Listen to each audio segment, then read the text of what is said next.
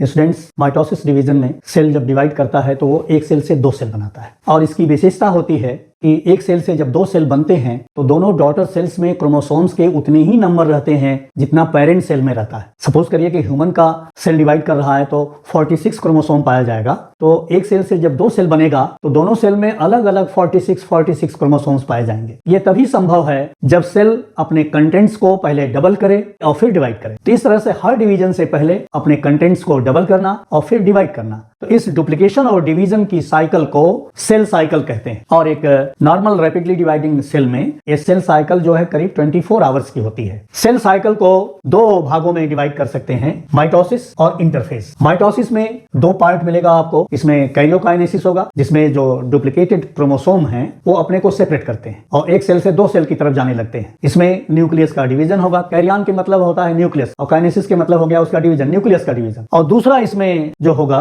वो होगा साइटोकाइनेसिस। जब न्यूक्लियस डिवाइड करेगा तो उसी समय सेल का साइटोप्लाज्म भी डिवाइड करता है। तो कैरियोकाइनेसिस और साइटोकाइनेसिस दोनों साइमल्टेनियसली चलती हैं। और एक इंटरफेज होगा, इंटरफेज में जब डिवीजन हो गया तो सेल इंटरफेज में इंटर करता है और इंटरफेज में सेल अपने कंटेंट्स को डबल करता है। तो मुख्य तो सेल में क्रोमोसोम है जिसको वो डबल करता है। अब क्रोमोसोम जो है आप जानते हैं कि एक क्रोमोसोम एक डीएनए का बना होता है। इसके पहले कि सेल माइटोसिस के द्वारा अपने एक सेल को दो में डिवाइड करे तो सबसे पहले वो अपने क्रोमोसोम का डुप्लीकेशन करता है या क्रोमोसोम को डबल करता है। तो क्रोमोसोम को डबल करने का मतलब हो गया कि वो अपने डीएनए को डबल करे पहले। तो इसको बांटा गया है इंटरफेज को G1 फेज जिसमें आरएनए और साइटोप्लाज्मिक सिंथेसिस होगी। दूसरा होगा S फेज जिसमें डीएनए का रेप्लिकेशन होगा। डीएनए का रेप्लिकेशन मतलब डीएनए का डुप्लीकेशन, या इसको कह सकते हैं क्रोमोसोम का डुप्लीकेशन, क्रोमोसोम अपने को डबल करता है। G2 फेज जिसमें सेल अपने ग्रोथ करेगा और प्रोटीन की सिंथेसिस करेगा। सब मिला के इंटरफेज स्टेज में एक जो डिवाइडेड डॉटर सेल है वो अपने कंटेंट्स को डबल करती है और अपनी साइज को भी डबल करती है। तो ये जो